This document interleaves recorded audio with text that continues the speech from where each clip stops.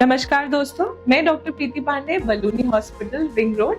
आज हम बात करेंगे निसंतानता या फिर इनफर्टिलिटी या सब फर्टिलिटी। तो जब कोई दंपति 1 साल के लिए शादीशुदा होने के बावजूद बच्चा कंसीव करने की कोशिश कर रहे हैं और बच्चा नहीं हो पा रहा है, उसे हम सब फर्टिलिटी या निसंतानता बोलते हैं। तो ऐसे में हमें क्या ध्यान में रखना है? हमें ये ध्यान रखना है कि पहली बात तो ओव्यूलेशन पीरियड या फर्टाइल पीरियड के दौरान हस्बैंड और वाइफ आपस में मिल रहे हैं कि नहीं। वो एक हॉस्पिटल में डॉक्टर से सलाह लेने के बाद आप ट्रैकिंग कर सकते हो अपने पीरियड्स की और पता लगा सकते हो कि आपको ओव्यूलेशन कौन से दिनों में हो रहा है, और उसी हिसाब से अगर आप हस्बैंड से रिलेशन बनाएंगे तभी बच्चा होने के चांसेस होते हैं। दूसरी चीज कि आपके पीरियड्स नॉर्मल है कि नहीं। अगर पीरियड्स इरेगुलर है तो काफी चांसेस है कि आपको ओवरीज या ओवरीज जिसे कि हम अंडाशय बोलते हैं या फिर बच्चेदानी जिसे हम गर्भाशय बोलते हैं, इनमें कोई ना कोई प्रॉब्लम होने की आशंका हो सकती है। तो ये हम अल्ट्रासाउंड से पता लगा सकते हैं। अपने नजदीकी हॉस्पिटल जाके आप अल्ट्रासाउंड कराएं और पता लगाएं कि आपके अंडाशय और गर्भाशय नॉर्मल है।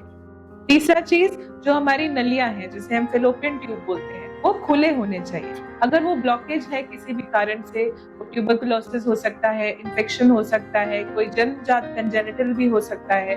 तो अगर ऐसा कोई कारण है तो हमें देखना पड़ेगा क्या वो ट्यूब खोले जा सकते हैं, तो वो उसे खुलवाने का इलाज करें। अगर वो नहीं खुल सकते हैं तो आपको सीधे सीधे इनफर्टिलिटी का जो आईवीएफ का इलाज होता है, टेस्ट ट्यूब बेबी का इलाज होता है, वो लेना पड़ेगा।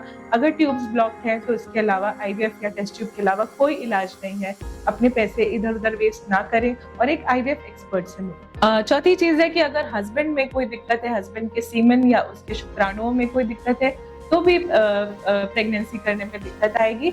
तो उसको हम एक सिंपल जांच से पता लगा सकते हैं क्या उनके शुक्राणु की जांच नॉर्मल है या अब नॉर्मल है। अगर अब नॉर्मल है तो आपके डॉक्टर आपको परामर्श देंगे कि किस तरीके से उसको नॉर्मल किया जा सकता है या आपके पास और क्या क्या ऑप्शंस अवेलेबल हैं उपचार के। तो ये हो गई नॉर्मल तरीके की बातें कि हमें पता है कि हस्बैंड और वाइफ में हमने टेस्ट के दौरान पता लगा लिया कि कुछ कुछ दिक्कतें हैं जिन्हें हम ठीक कर सकते हैं या नहीं ठीक कर सकते हैं।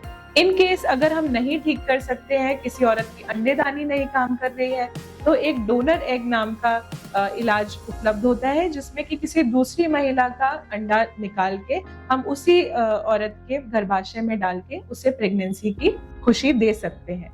तो ऐसे निराश ना हो, अपने डॉक्टर से कंसल्ट करें और जो भी आपकी जांचें हैं, जो भी आपने कहीं दिखाया है, वो सारी रिपोर्ट्स लेके आप आपके नियरेस्ट गायनेकोलॉजिस्ट के पास जाएं और घबराएं नहीं। आजकल बहुत इजी तरीके से इसका उपचार अवेलेबल है। धन्यवाद।